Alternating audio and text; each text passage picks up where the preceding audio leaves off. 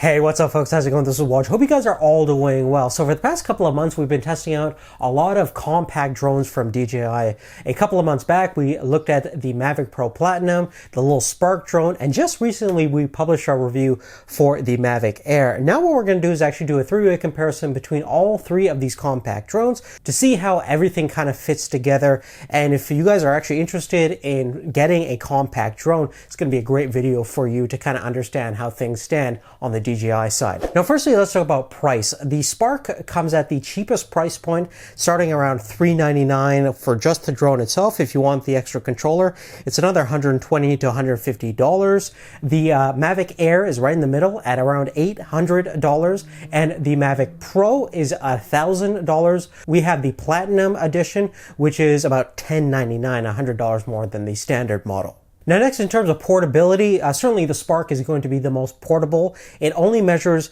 about 143 by 143 millimeters in terms of its footprint, and it weighs under 300 grams, so it's ultra portable, and that's one of the reasons why you can land and take off by just using your hand. In fact, the Spark is the only drone that you could do that without using the controller itself, which is pretty cool. Now, the Mavic Air is smaller than the Pro, measuring around 168 by 83 millimeters in terms of footprint, and it's pretty light at 430 grams, so not a lot bigger than the Spark itself. Now, the Mavic Pro kind of innovated this whole foldable drone design, and even though the design hasn't changed since a couple of years, I still think it's a fairly compact solution.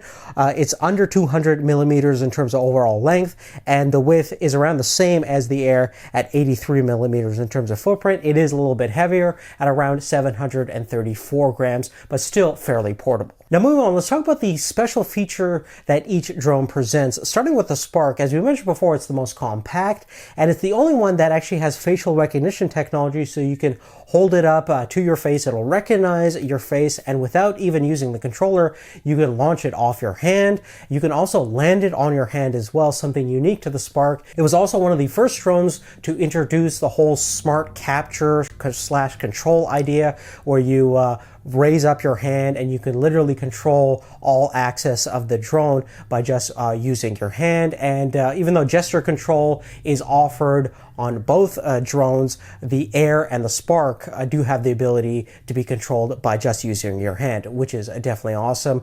Right now, the Mavic Pro does not have that feature, but you can take a picture and capture video by using the gesture mode on the Mavic Pro. Now, speaking of the Mavic Pro, let's talk about its special features. Firstly, it's the best overall battery life offered out of the other two drones. You can get up to 30 minutes with the Platinum series, according to DJI. I realistically got something around 25 minutes, but still a world-class leader in terms of flight time and overall battery performance. It also comes with the 8331 propellers that are 4 decibels quieter than the standard Mavic, and it's also the quietest drone in terms of its flying operation compared to the other two as well. So definitely nice for flying indoors. Another thing about the Mavic Pro is that it has the widest field of view. It has a 26 millimeter lens with the largest aperture at about f2.2, giving you a field of view about 78.8 degrees. So it's going to give you the most amount of information captured on to the sensor itself. So that's great for most aerial photography,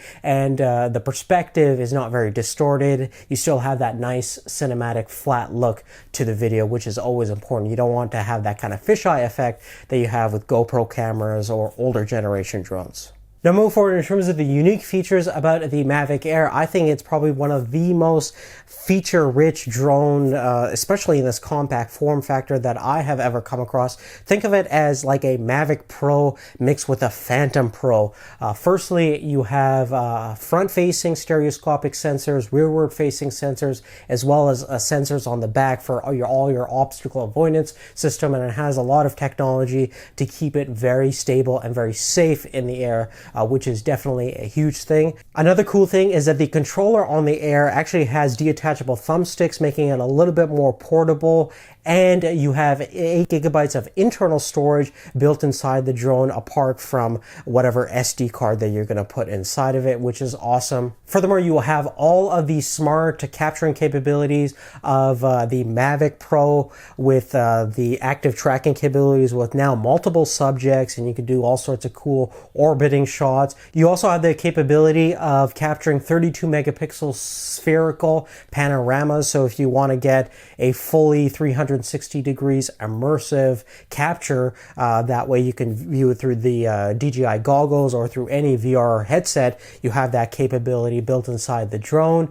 Furthermore, we have the smart capturing / hand control capabilities that we initially found with the Spark, so you can launch the drone by just using your hand, land it, and go left, right, up, and down. Pretty much have full control of the drone by just using your hands and not be dependent on the controller. And lastly, from a technical perspective, you are recording higher quality video. You can record up to 4K at 30 FPS, up to 100 megabits per second. That's actually a little bit better than what we find on the Mavic Pro or Platinum, which records at 60 megabits per second at 4K. So technically the video should have a little bit more information in terms of color and overall sharpness, and you can record 1080p at 120 frames per second for all your slow-mo capture, versus the Mavic Pro can do, I think, 96 frames per second at 1080p. If you want 120 frames per second, you're going to have to drop it down to 720p on the Mavic Pro.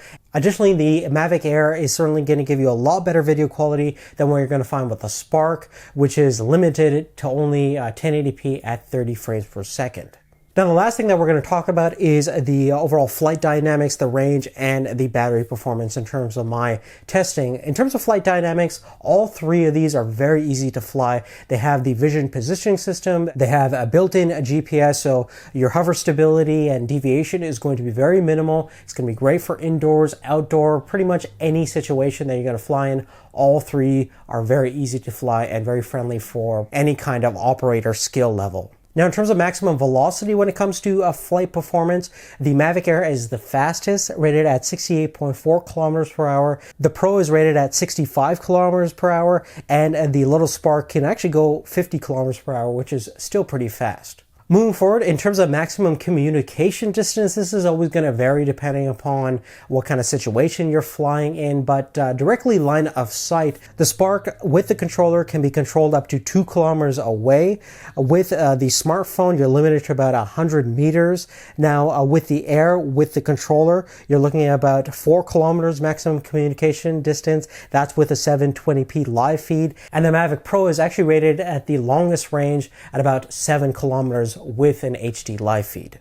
Now, last but not least, let's talk about the real world flight time and the overall battery performance of each of these drones. Now, this is an average about 10 flights from one drone to the other, and here are the ranges that you're going to look at for the Spark. You can get anywhere between 10 minutes to about 12 minutes. On the Air, based on my experience, I got 12 to 16 minutes, and with the Mavic Pro Platinum, I got anywhere between 18 to 25 minutes of real world flight time.